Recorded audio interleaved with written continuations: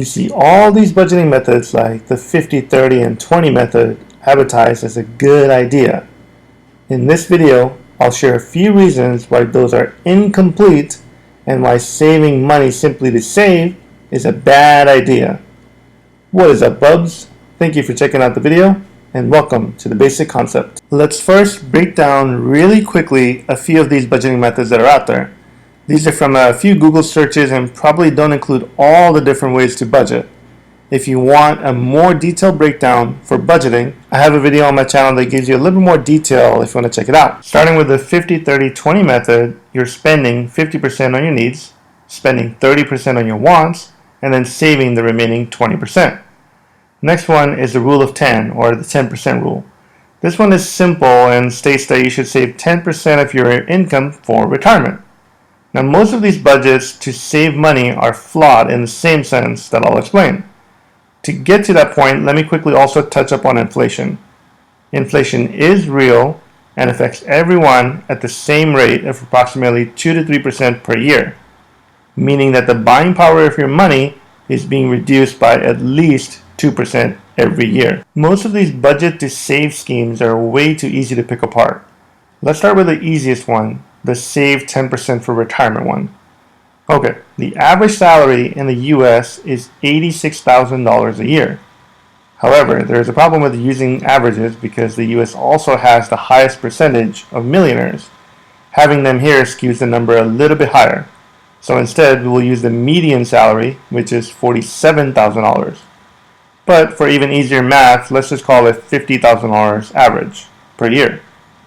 Saving 10% of that yearly is $5,000, and retirement is at age 59 and a half. So assuming you started working at the age of 20, that's 40 years of saving $5,000, which ends up being $200,000 when you retire. Let's break it down even further.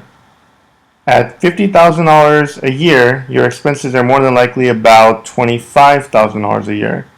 But let's go conservative and say that your expenses are only $20,000 a year in retirement. That $200,000 that you saved up will only last you 10 years. However, one key thing I mentioned earlier is inflation.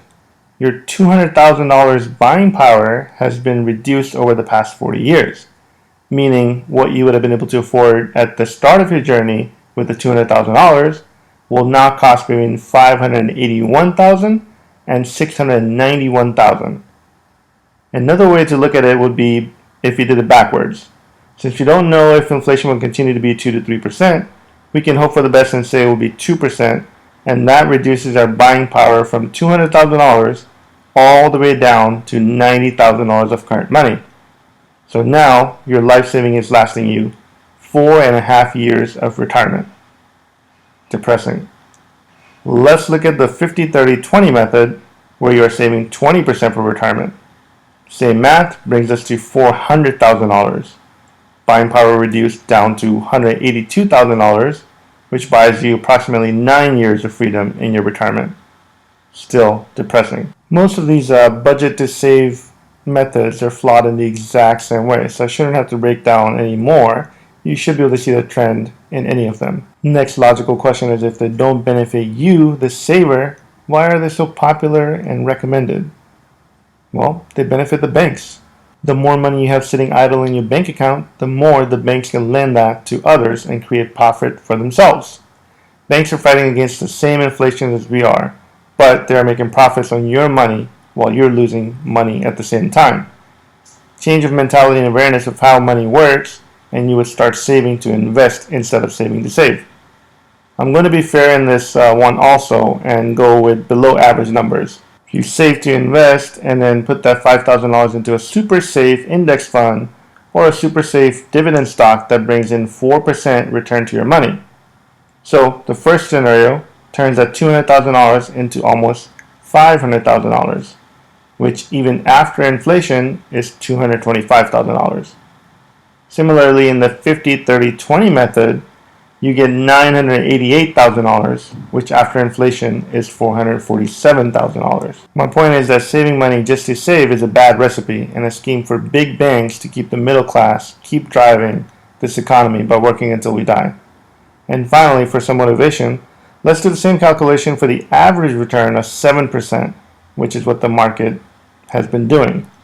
The 50-30-20 method will net you $2.1 million, which even after inflation is $951,000. The best part of being smart with your money is that eventually you will get to a point where that 7% is covering more than your expenses, way before your retirement age. In the case of the 50-30-20 method, that is achieved at the 30-year mark, because once you have reached the $1 million mark, you are now making $70,000 a year from the investment, which is more than your salary, and should be enough to cover all your expenses and allow you to be free a full decade earlier and not run out of your money ever. Once again, thank you for checking out the video. I post new videos weekly on my channel about personal finance and money. Subscribe and hit the notification bell so you don't miss new uploads. Feel free to hit the like button and comment down below your opinions.